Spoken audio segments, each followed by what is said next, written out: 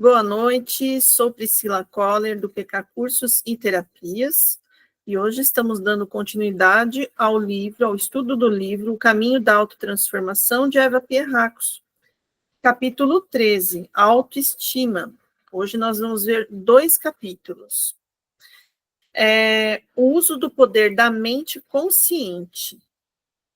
Nós já iniciamos esse capítulo na semana anterior do estudo, e aqui nós estamos dando uma continuidade. É um capítulo bem extenso, por isso ele acabou sendo mais longo um pouco aqui, né? Esses estudos aqui. Então, a mente e a consciência têm um poder muito grande em relação à realidade física. Isso é muito importante que a gente tenha em mente. Nós somos muito acostumados a acreditar que as coisas acontecem, né? Acontecem lá fora, né? Fora de nós, e que nós somos, às vezes, até vítimas dos acontecimentos, das situações, mas, na verdade, a mente e a consciência têm tudo a ver com o que acontece aí ao nosso redor. Aí, lógico que nós não vamos falar que é só a nossa mente. Nós vamos falar da mente coletiva, não é? Então, são todas as mentes que estão vibrando numa mesma energia ali, numa mesma direção, vai criando, então, essa realidade que nos cerca. E a nossa realidade, de forma mais pessoal, ela é criada por nós mesmos. Parece que não, mas se nós fizermos aquilo que o guia vai orientando no decorrer desse estudo, nos próximos capítulos, nós vamos perceber que nós mesmos acabamos causando muitas das coisas que nos acontecem.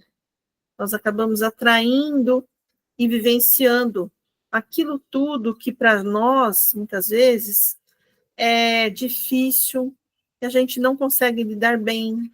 Então, nós vamos puxando as consequências das nossas reações, da forma como a gente lida com as coisas, né?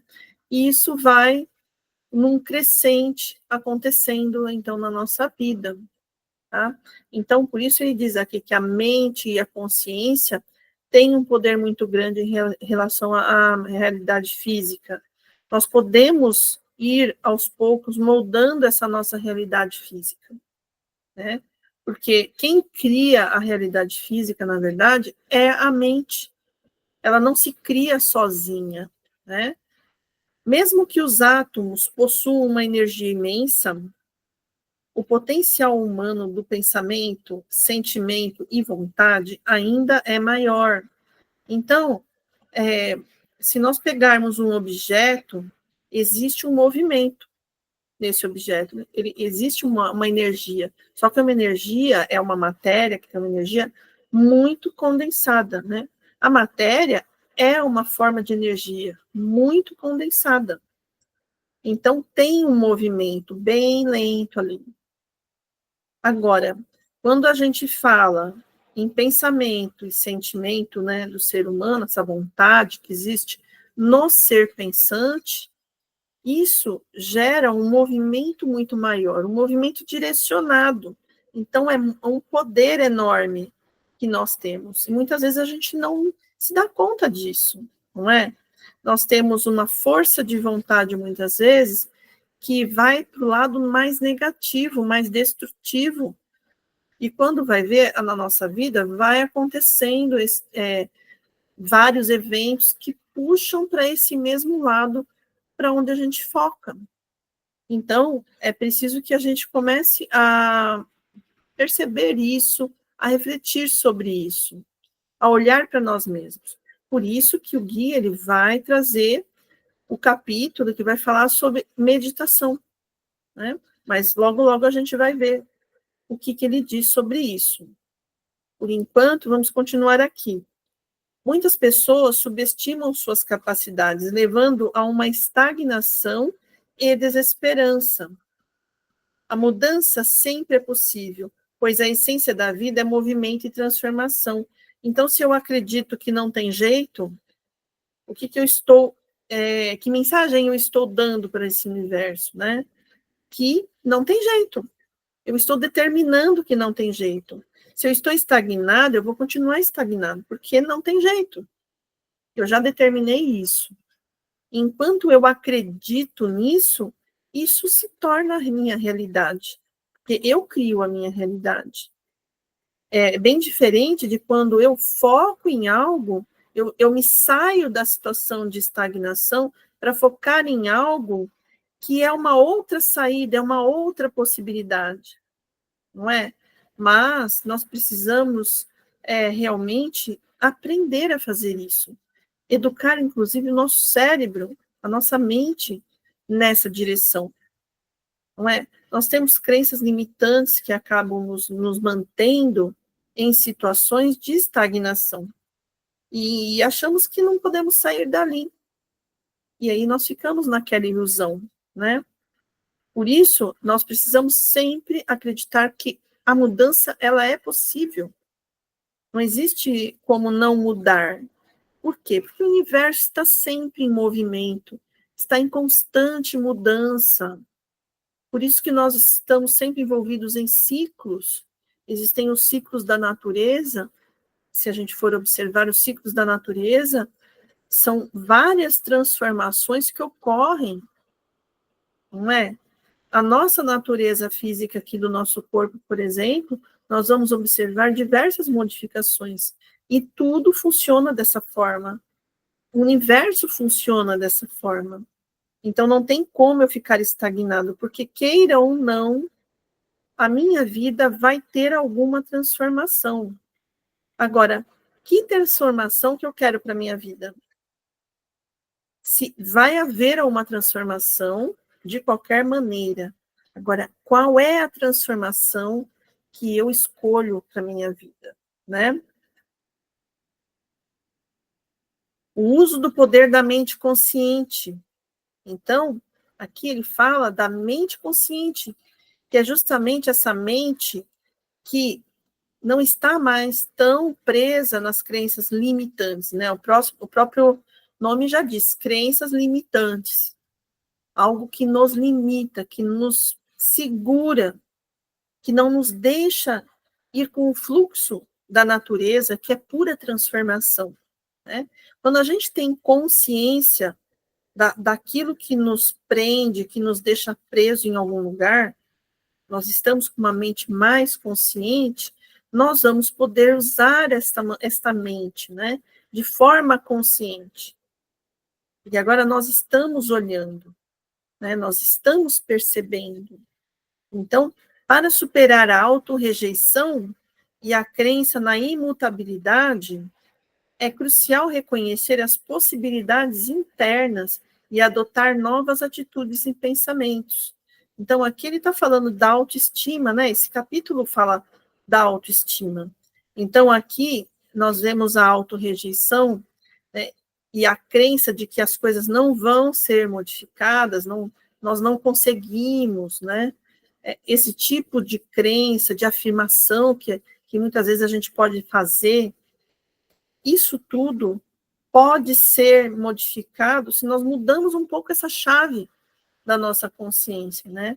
Quando a gente tem essa mente consciente, a gente vai conseguir trabalhar para esse objetivo, de virar essa chavinha aí da autorrejeição, não é? Porque quando eu me rejeito, eu não me aceito, eu não tenho como seguir, eu fico presa.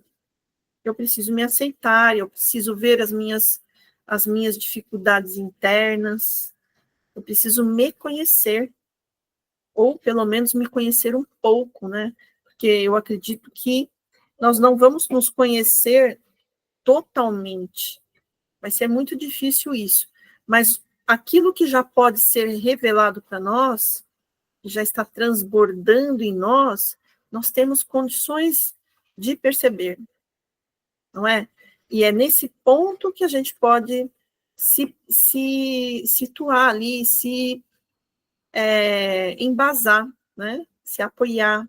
É nesse ponto, quando a gente já tem os conhecimentos sobre nós mesmos, de algumas coisas de dentro de nós, né? A verdadeira autoestima surge da capacidade de amar e se doar, permitindo, assim, um fluxo contínuo de vida e renovação.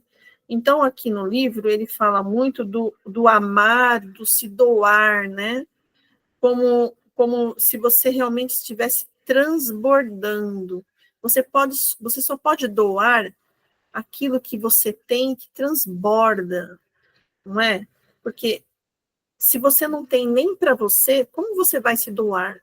Então, se você se rejeita, como você vai aceitar alguém ou um ser, seja qual for, um animal ou a natureza? Como que você vai aceitar a vida? Aceitar seja lá o que for. Se você se auto-rejeita, se você não se aceita, né? Então, não adianta a gente falar que ama quando a gente se rejeita, quando a gente não se aceita. Porque amar, aqui, trazido pelo guia, é transbordar, é se doar. E quando a gente se doa, quando a gente doa esse amor, nós estamos cada vez mais nos preenchendo desse mesmo amor. Então, quando eu dou esse amor, eu não estou perdendo nada. Eu não perco, eu só ganho, né? E isso é um fluxo contínuo de renovação dentro de nós. A conexão com a vida instintiva. É importante se reconectar com a vida instintiva, essencial para a realização pessoal. A civilização tem negado esses instintos por medo da destrutividade, resultando em uma desconexão com a própria essência. Então, nós temos instintos que vão para várias direções, mas eles fazem parte de nós. Como eles fazem parte de nós, nós precisamos olhar para eles, recebê-los, aceitá-los. Porque se a gente não aceita essa parte de nós, se a gente quer esconder essa parte de nós, nós, mais uma vez, estamos nos auto-rejeitando. E, novamente, nós não podemos transportar, não é? Então, aqueles instintos que a gente não aceita, que a gente quer esconder para que ninguém veja que a gente tem, não é? Então, esses instintos, eles fazem parte da nossa própria essência. Quando a gente começa a ver esses instintos e a gente tem noção do que eles podem causar, sim, eles podem causar muita destruição, né? O que a gente faz com eles? A gente vai acolher esses instintos, a gente vai perguntar a eles por que vocês estão aí, o que vocês querem falar, qual a mensagem que vocês querem passar, vocês querem gritar por quê ou o quê. Quando a gente faz isso, aí a gente vai lá no âmago da questão, lá aonde está a origem das nossas dificuldades, porque eles vêm nos contar, eles nos trazem informações importantes sobre nós. Por isso é preciso, então, que a gente tenha, sim, essa conexão com a vida instintiva. E com a nossa consciência, nós consigamos lidar com esses instintos que fazem parte do nosso ser. Inclusive, nós vamos entender os instintos dos outros. Aqueles instintos que muitas vezes as pessoas não conseguem segurar e que muitas vezes nos atingem. Nós vamos compreender o outro com a nossa autocompreensão. A aceitação dos instintos e características indesejáveis é fundamental para superar a autorrejeição e encontrar a verdadeira autoestima. Nós temos ali um controle, quando a gente tem esse contato, quando a gente sabe como funciona, quando a gente traz para a nossa consciência. Eu vou dizer que nós temos um controle saudável de tudo isso. Por quê? Porque a gente está olhando, a gente está educando aquilo que está dentro de nós. Como se educa realmente uma criança. A gente não educa uma criança escondendo ela do mundo. A gente educa uma criança levando ela para o mundo e ensinando a ela como ela deve se comportar ali, o porquê. A gente entende por que a criança grita e a gente vai lá, a gente conversa com ela. É exatamente isso que a gente faz com os nossos instintos, que muitas vezes querem gritar, né? Querem se expressar inconsequentemente, não vendo as consequências, né? Mas a gente muitas vezes acaba caindo nesses instintos que a gente fica segurando, mas de repente eles explodem, e aí a coisa, né, fica realmente preta, porque nós não conseguimos segurar. E aí a gente faz coisas que nem a gente sabe explicar por que fizemos. A gente vai ver, já fez. Isso por quê? Porque fica lá, porque a gente quer esconder, quer fazer de conta que não existe, até que o negócio vem, explode e acabou. Não tem para ninguém. Depois, né, que tudo acalmou, aí a gente volta com o nosso ego, né, com a nossa razão, e aí a gente olha e fala, nossa, eu fiz tudo aquilo, nem eu sei porque eu agi daquela forma, justamente por causa disso. Porque não existe uma conexão com essa vida instintiva, isso vem à tona e a gente não sabe lidar. Ao reconhecer e integrar esses aspectos, olha, ele fala em integrar os aspectos. É exatamente quando eu levo uma criança para o mundo, eu integro os aspectos dela nesse mundo, e aí nós vamos educando para que ela tenha consciência, né, que ela tem aquilo, é o verdadeiro educar, né? Então, ao reconhecer e integrar esses aspectos, a mudança se torna uma possibilidade real e vital. A autoaceitação, mesmo em suas imperfeições, é o caminho para a autovalorização e para um viver pleno e evolutivo. A unificação do amor e do prazer. A concepção errônea de que amar implica em perder o que se dá, impede as pessoas de se permitirem amar. É aquela velha história, né, de eu dei muito amor e não recebi nada em troca, e não recebi nada. Eu só dei e não recebi. Olha, eu amei tanto e olha o que aconteceu. Olha, eu te dei amor e você não vai me dar nada? Então você fica sempre cobrando algo em troca daquilo que você está dando, né? Você cobra aquilo o tempo todo.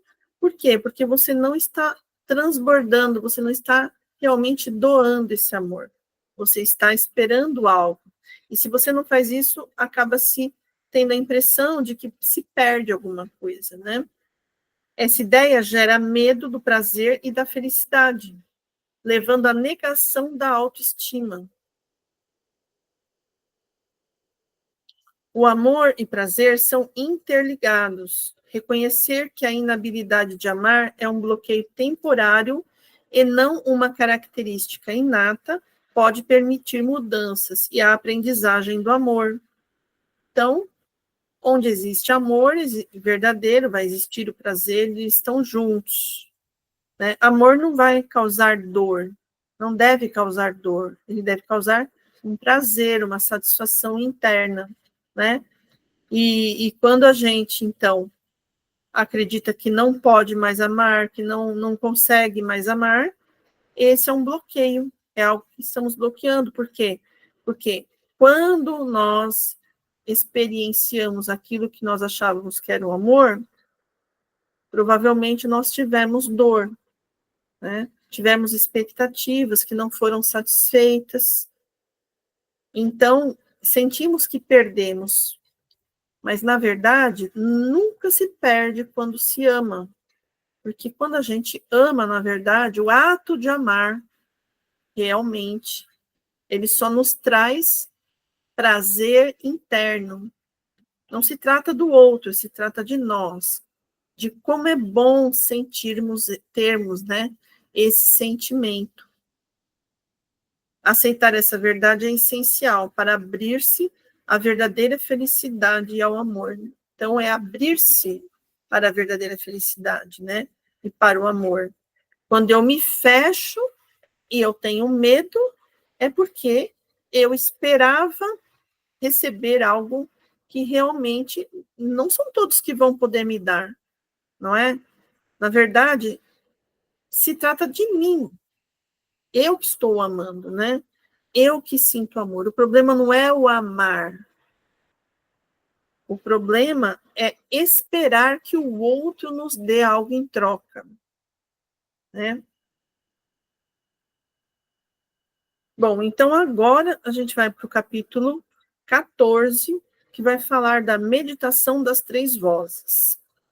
Essa parte bem interessante, porque ele traz a questão da meditação como uma prática que nós podemos ter para nos ajudar a enxergar esse lado nosso interno que nós queremos esconder, né? Em vez de esconder, a meditação pode ser uma ferramenta para que a gente possa lidar, olhar, reconhecer esse nosso lado interno. Então, ele diz assim logo no início do capítulo, né? Meditação das três vozes: o ego, o eu inferior e o eu superior. Nessa meditação especificamente ligada à autotransformação, envolvemos o ego consciente para facilitar um diálogo entre o eu superior e o eu inferior, com o objetivo último de fazer com que o conteúdo do inconsciente se revele à mente consciente. Fazer isso, anotando o que chega à superfície, porque precisa ser identificado e transformado, pode ser uma prática diária de valor inestimável. Com a energia assim adquirida, podemos aprender a arte de criar uma vida positiva. Então, é muito interessante, porque eu sempre faço esse tipo de diálogo interior, inclusive com as pessoas que eu atendo, eu acabo falando para elas, olha, você precisa conversar com esse seu lado interno, né? Com esse seu interior, esse seu eu que está lá dentro e que você sempre está querendo abafar, né? Deixar ele quieto ali porque ele é meio indesejável, né? Ele traz coisas que são perturbadoras. Então, é preciso que a gente converse com essa nossa parte. Converse com ela. Pergunte para ela o que ela quer nos trazer, né? Então, aqui, o guia traz a meditação como essa ferramenta de diálogo interno. Existem várias espécies diferentes, né, de meditação, como a religiosa, a focada, a concentração e a contemplativa. Então, existem vários tipos aí de meditação. E para alcançar a felicidade e a plenitude, é vital confrontar as partes do eu que bloqueiam esses estados. Então, olha, ele usa a meditação como uma ferramenta, tá? Por quê? Porque se julga aqui no livro que é muito vital você confrontar essas partes que você não gosta de ver, porque são elas que bloqueiam a sua felicidade, aquilo que você busca, né? Então, muitas vezes a gente busca felicidade de forma totalmente equivocada. É uma busca que vai ser infrutífera, na verdade. Por quê? Porque não existe encontrar a felicidade enquanto partes nossas estão sendo ignoradas, não vistas, né? Não vividas. nós não conseguimos ser felizes se estamos em partes ali, fragmentados. Nós temos que estar com tudo que é nosso. Se nós estivermos fragmentados, partes nossas ali, deixadas de lado, nós não vamos conseguir ser felizes. Porque essas partes que ficam ali escondidas e fragmentadas, esquecidas, na verdade, elas possuem uma energia muito grande e elas estão sempre vindo à tona, de um jeito ou de outro. Nas nossas ações, naquilo que a gente fala, naquilo que a gente sente, vem nos nossos pensamentos. São fortalecidas as crenças que nos limitam. Então, elas estão mais vívidas na nossa vida do que a gente poderia imaginar. Então, chega-se à conclusão de que é preciso essa confrontação, né? Essa confrontação não é brigar com essas nossas partes, mas é olhar para elas, chamá-las para conversa, acolhê-las, né? É disso que a gente precisa. Porque quando a gente faz isso, nós estamos sendo observadores de nós mesmos e compreendendo as nossas dificuldades, né?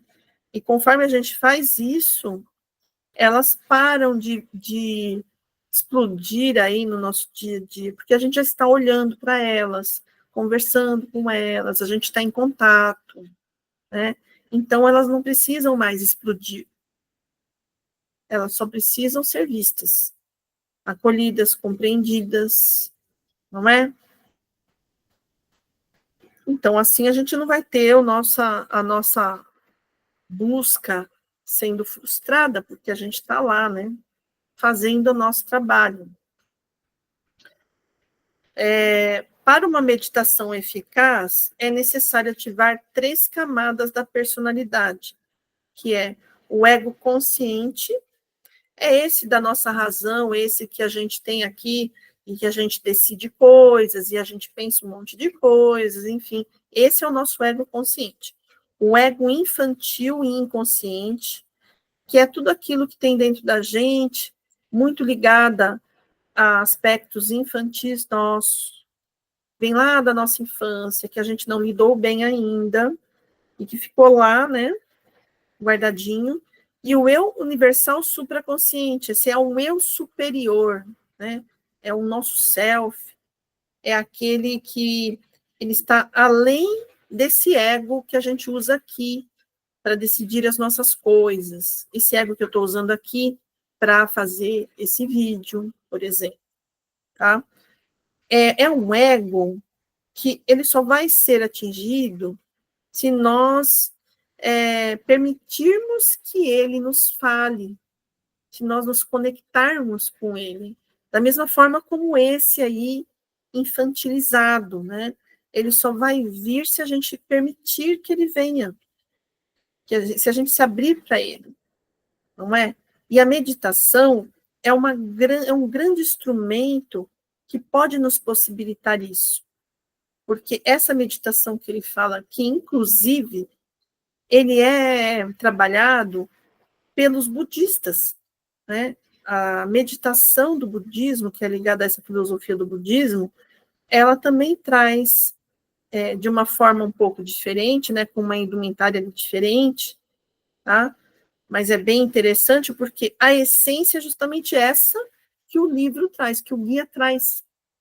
A essência é justamente essa, tá? E aí ele vai explicar daqui a pouco. A interação entre esses níveis é crucial para aproveitar plenamente os benefícios da meditação. Então, é preciso que tenha o ego consciente, o ego infantil inconsciente e o eu universal supraconsciente. É preciso que tenha esses 3 ali na sua meditação, tá? Esses 3 elementos. Sem esses 3 elementos juntos, não há meditação, não existe. Não dá para fazer essa meditação só lá nas alturas, né? Não vamos ficar nas alturas apenas, achando que somos totalmente iluminados. Não, não é esse o propósito. O propósito é estar presente. É estar presente. Quando a gente está presente, a gente está com o nosso ego, esse ego consciente que ele diz ali. Esse ego consciente, ele está ali mediando o ego inconsciente, né? Essa camada do ego infantil, inconsciente, e esse ego supraconsciente. Ele está mediando, que é esse ego nosso aqui. Então, não dá para ficar voando, né? Viajando, não. É presença. Meditação é presença. De preferência, sem música. Inclusive, sem música. Porque quanto menos influência, coisas externas tiver, melhor, né? Então, você vai ficar lá e você vai fazer um exercício de silenciar. E tem várias etapas para fazer isso, né? Que são completamente possíveis, tá? Para nós aqui ocidentais, que não conhecemos e que parece que não, eu não consigo, sim, você consegue. E não se trata de silenciar a mente. O objetivo é bem diferente, tá?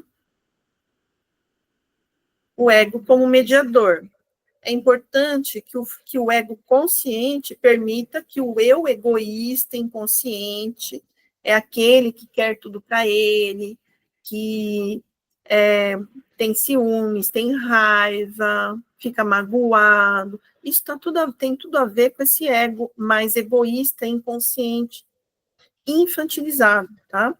Então, é preciso que esse ego consciente permita que esse ego inconsciente venha, né? Então, você se abre para esse ego inconsciente, enfrentando medos relacionados à autoimagem idealizada, ou seja, né? Sei lá, eu posso me achar uma pessoa muito iluminada, bondosa demais.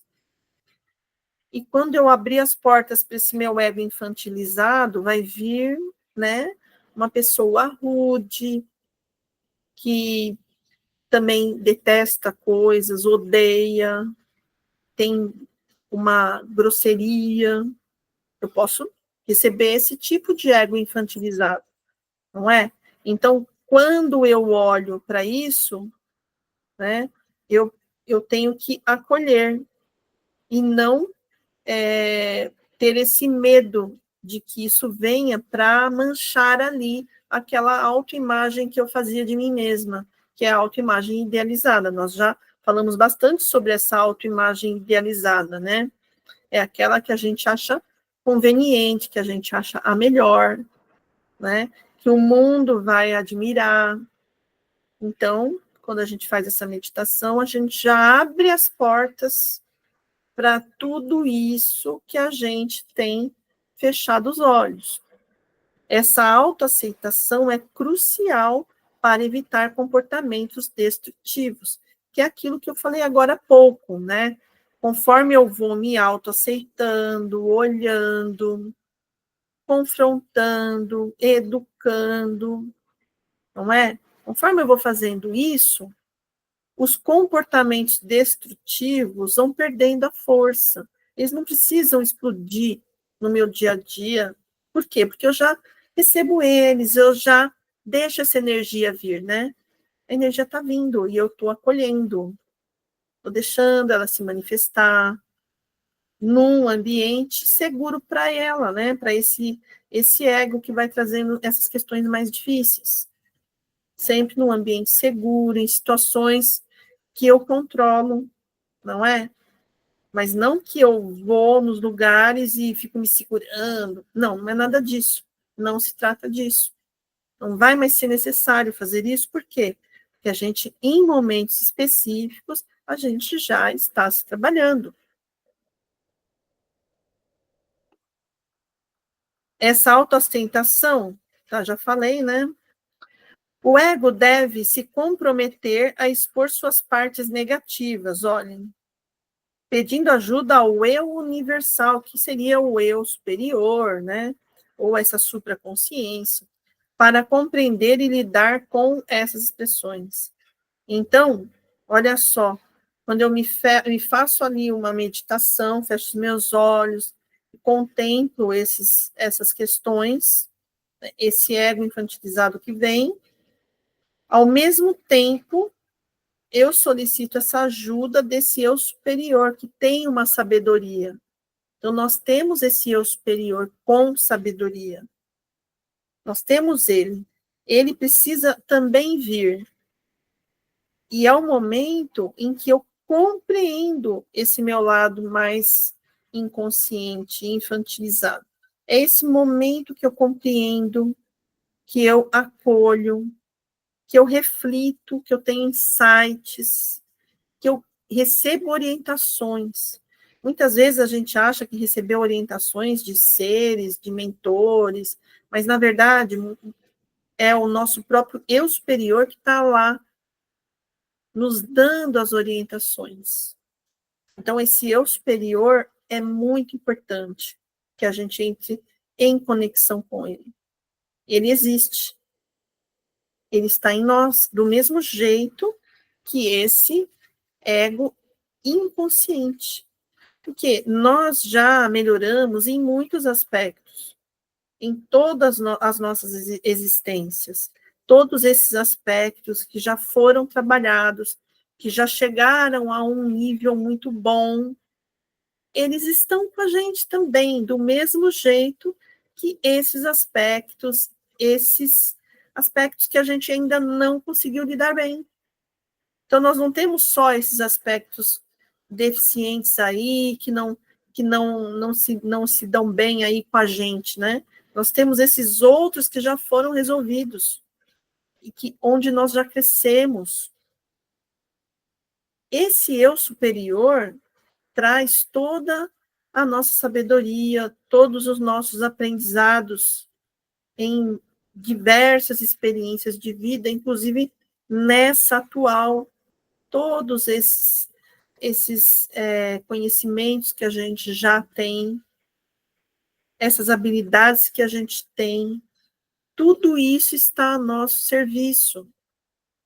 E óbvio que sim, consciências superiores vão nos ajudar nesse momento, porque nós abrimos as portas para esse supraconsciente que nós temos, esse eu superior, e a esse eu superior se ligam essas consciências de luz. Elas conseguem nos passar também as suas contribuições, porque com certeza essas consciências de luz têm muitos conhecimentos, muitas habilidades também. Imagine essas consciências ajudando o nosso eu superior, enriquecendo esse eu superior, e o nosso ego permitindo tudo isso e recebendo tudo isso, e entregando e acolhendo esse nosso eu inferior que precisa ser acolhido. Então, é uma outra visão de vida, é uma outra perspectiva, não é? Em que nós vamos ver e que nós vamos realmente parar de nos auto-rejeitar. Porque a gente vai perceber, poxa, é óbvio que eu tenho coisas para aprender, é óbvio. Senão não estaria nem aqui, nesse mundo, nesse planeta. Se eu não tivesse coisas para aprender, eu não me magoaria, eu não ficaria com raiva, não é? Muitas vezes eu nem pensaria em me vingar. Isso pode acontecer com qualquer pessoa. Não é o problema. O problema é fazer de conta que não existe. Nós estamos, quando a gente faz de conta que não existe, a gente fecha os olhos e fica sendo o que a gente não é, nós estamos empatando o nosso crescimento. Nós estamos dando para a vida a única opção, que é trazer situações que geralmente geram dor, para que a gente aprenda, porque não tem como não crescer. Então, a gente que vai fazer as nossas escolhas, né? Se a gente não escolher, a vida vai escolher. E aí, com certeza, vai ser escolha com dor. Porque se a gente não aprende de forma alguma, a gente vai precisar de alguma maneira. Então, é a sabedoria da vida, né? Existe uma sabedoria universal que nos envolve. Envolve os povos e as civilizações do nosso planeta, não é?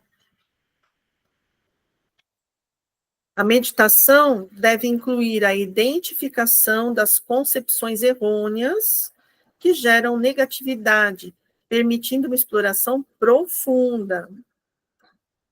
A interação entre o ego consciente, o eu inconsciente e o eu universal, ou eu superior, é essencial para o crescimento e a superação dos impulsos destrutivos. Então, é só dessa forma, confrontando, é que nós vamos conseguir resolver essas questões. Não é uma outra pessoa que vai vir resolver para nós. Se nós formos em um terapeuta, não é o terapeuta que vai resolver para nós. Não é. Não tem como. Um terapeuta não tem esse poder. Nós, junto com esse terapeuta, vamos ver as nossas dores. Pode nos ajudar muito. E tudo isso que a gente faz, né? Ler livros como esse, por exemplo, refletir, meditar, é uma série de coisas que a gente pode fazer que vão nos ajudando. E esse impulso de vida, de aceitação de si mesmos, né? Faz com que a gente abra as nossas energias para outras consciências que possam nos ajudar. Abrem as portas para o nosso eu superior na nossa vida, no nosso dia a dia. E se a gente não acredita nisso, é uma escolha. Essa é uma escolha, a de não acreditar. E aí cada um deve refletir sobre essa escolha, não é? A atitude meditativa. A meditação exige tempo, paciência e autoinvestigação.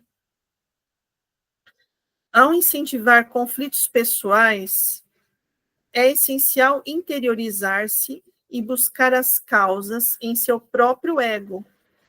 Essa prática traz paz e autorrespeito, permitindo conhecer aspectos ocultos de si mesmo, né? Então, quando ele fala o incentivar conflitos pessoais, é isso, é quando a gente abre as portas ali para o nosso ego infantil, né? Inferior nesse sentido, tá? Porque ele não está já num aprendizado maior, ele ainda precisa ser trabalhado, né? Ele precisa ser trabalhado ainda. É só isso, ele só precisa ser trabalhado. Não é uma energia que a gente vai jogar fora, a gente vai descartar, não. Essa energia aí, ela vai ser transformada, porque energia não é boa nem ruim, né?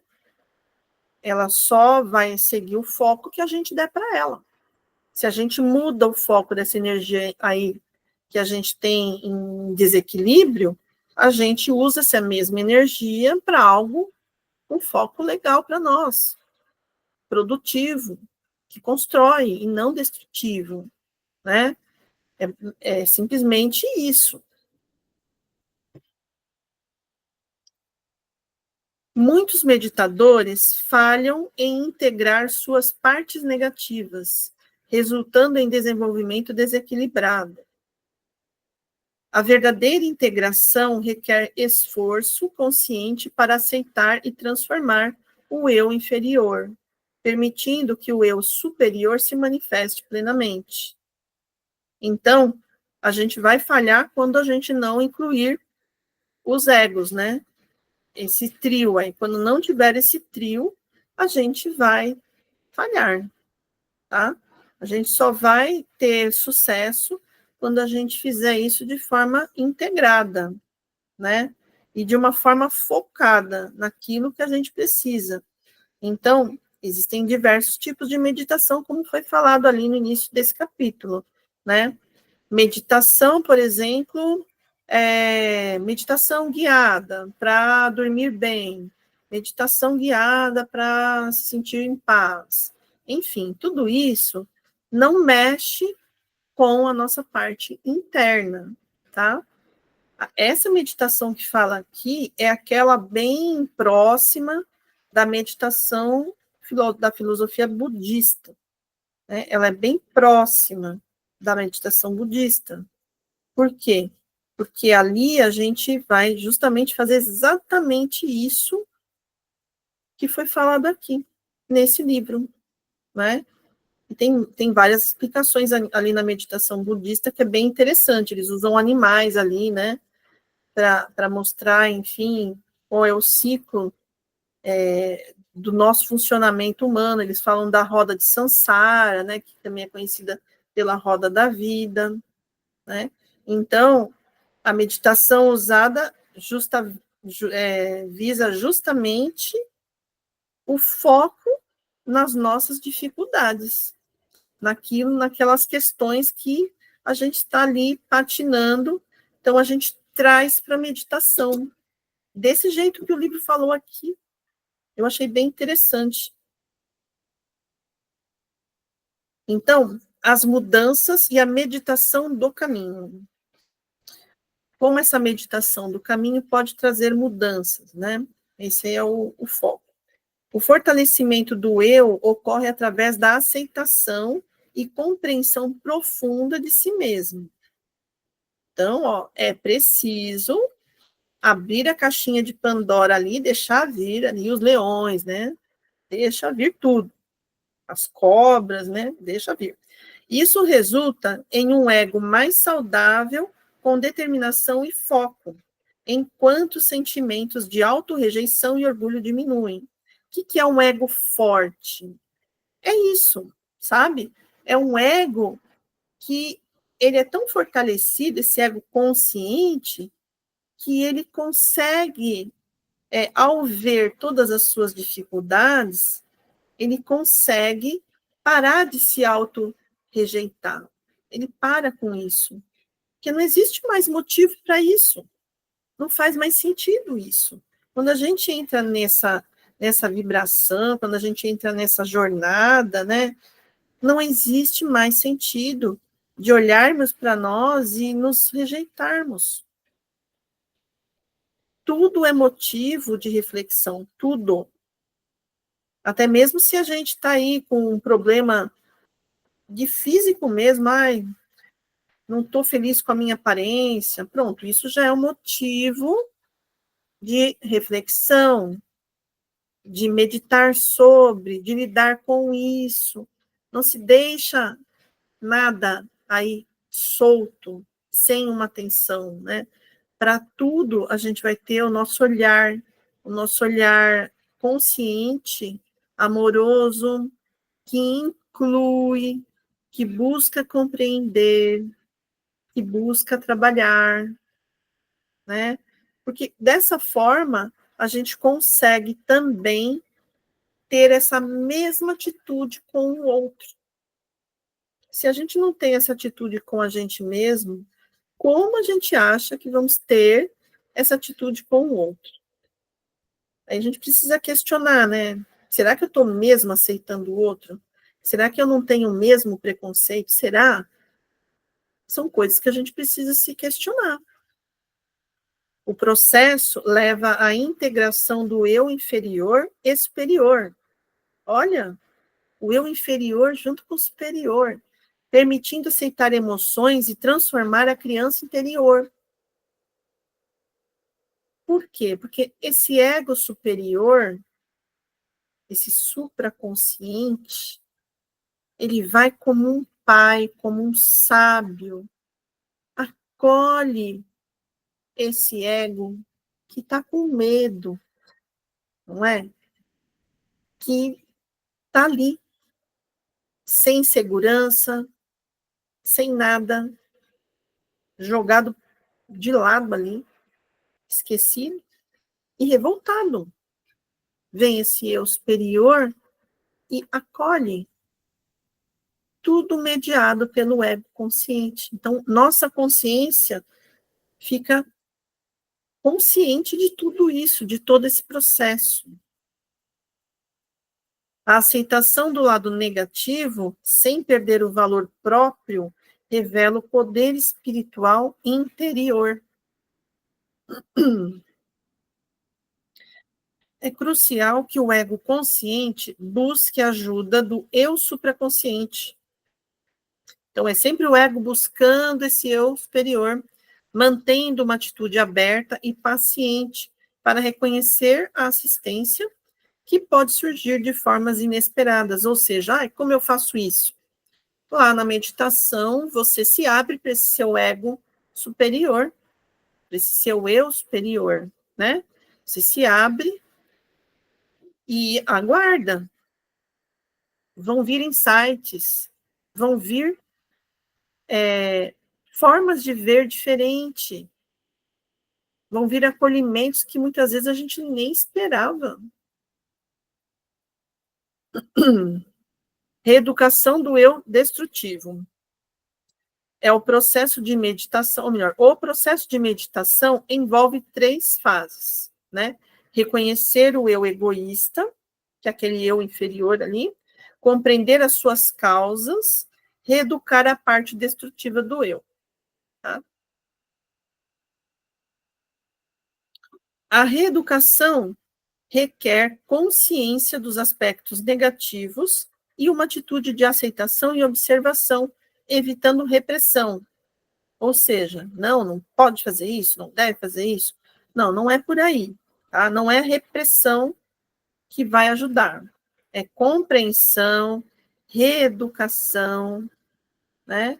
Explicar para esse ego infantilizado, inconsciente, o que realmente está acontecendo, deixar ele vir à tona. Uma vez que vem à tona, ele já deixa de ser inconsciente, né? Ele passa a ser consciente. Se vem para o nosso ego aqui, consciente, é porque já não é mais inconsciente. Então, olha só como é importante, né? Quando eu olho para dentro e eu trago questões que eu não olhava antes, eu tenho insights, e isso se torna consciente. É essencial manter um diálogo entre o ego consciente e a criança interior, enquanto se busca a orientação do eu universal, ou eu superior. A mudança interior ocorre gradualmente, através da interação entre esses níveis, promovendo um desenvolvimento equilibrado e a superação de bloqueios emocionais. Então, é um processo bem interessante, é como se fosse uma dança, né? Tem um ritmo isso, tá? Onde esses 3 eus estão completamente conectados, estão trabalhando entre si. A meditação é uma prática dinâmica que facilita essa integração e purificação contínuas. Então, a meditação, ela ajuda, ela facilita essa prática, né? Que muitas vezes também são feitas de formas diferentes, por outras ferramentas. Aí, uma técnica para começar a meditação. Cada dia oferece novas e emocionantes tarefas que devem ser encaradas com curiosidade e não como obrigações. Então, todos os nossos dias que a gente vive, eles não são obrigações, são tarefas que trazem uma curiosidade para a gente. O que eu faço nessa vida, né? Como eu vou agir agora diante dessa situação? Então, a gente sempre tem aquela curiosidade do que a vida vai nos trazer e de como a gente vai agir mediante essa vida, né? A meditação envolve autorreflexão sobre sentimentos e insatisfações, buscando a ajuda do Espírito Universal para encontrar as respostas do eu, né? esse eu superior. Ao se abrir para expressar e reorientar partes distorcidas de si mesmo, você pode transformar energia psíquica em estagnada, que é o que eu falei agora há pouco, né? Que a energia vai ser transformada. Esse processo é essencial para resolver problemas e desenvolver o seu potencial. Então, nosso desenvolvimento está aí, nesse trabalho, tá? Com o tempo, a confiança na vida e o amor próprio, né? Que eu não terminei aqui. Mas com o tempo, a confiança na vida e o amor próprio vão ficar fortalecidos, vão aparecer cada vez mais, devido a esse processo, tá? Reconciliação dos paradoxos da sua vida. À medida que a sua consciência se expande, os paradoxos do desejo, envolvimento e atividade se reconciliam. O desejo é essencial para criar uma vida mais plena, mas deve ser equilibrado com a confiança e a ausência do medo, né? Então, você vai controlando, vai equilibrando tudo isso, mas de forma consciente. Não é mais a partir de medo, de vergonha, de querer se esconder. Não, você vai equilibrando tudo isso, todos os seus processos, entendendo que às vezes você não vai conseguir modificar as coisas tão rápido assim. Às vezes você vai dar uma deslizada, mas você entende isso, né? Por quê? Porque é um processo que ele demora um certo tempo, ele tem o seu tempo, né? Cada pessoa tem o seu tempo para fazer essas transformações internas. Um desejo tenso pode levar à negação e frustração, enquanto uma abordagem saudável permite expressar desejos com confiança. Aqui está fazendo uma comparação, né?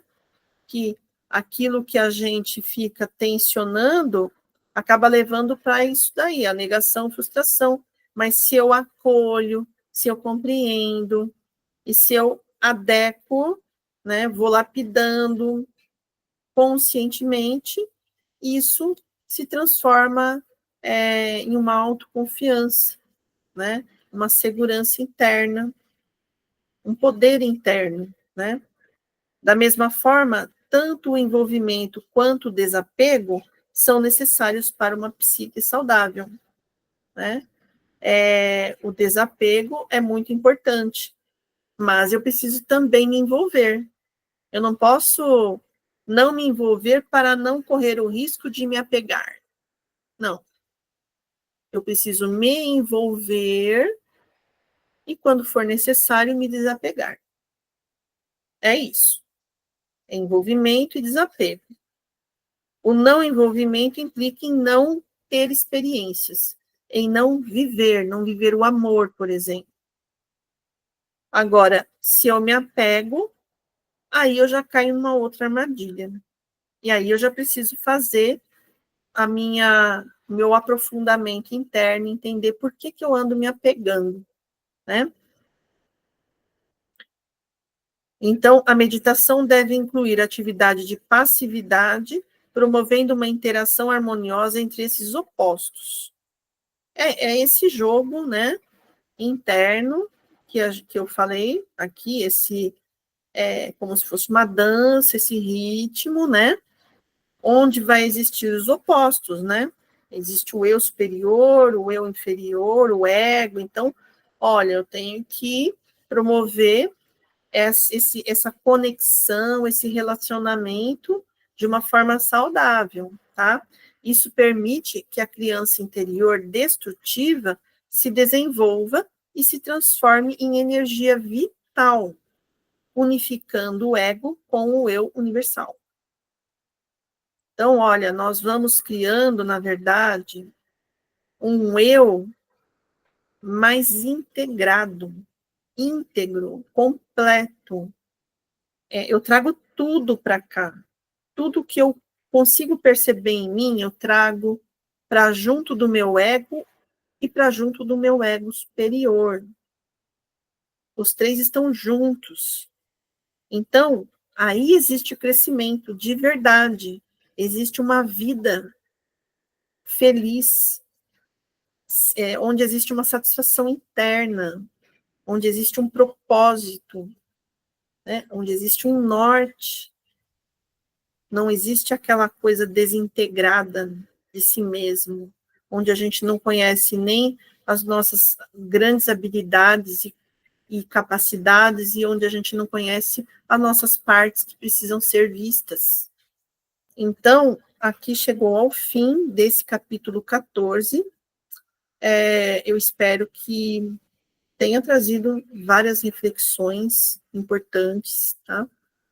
Porque realmente foi um capítulo bem, assim, complexo, mas que trouxe muitas informações importantíssimas nesse ponto do livro, tá?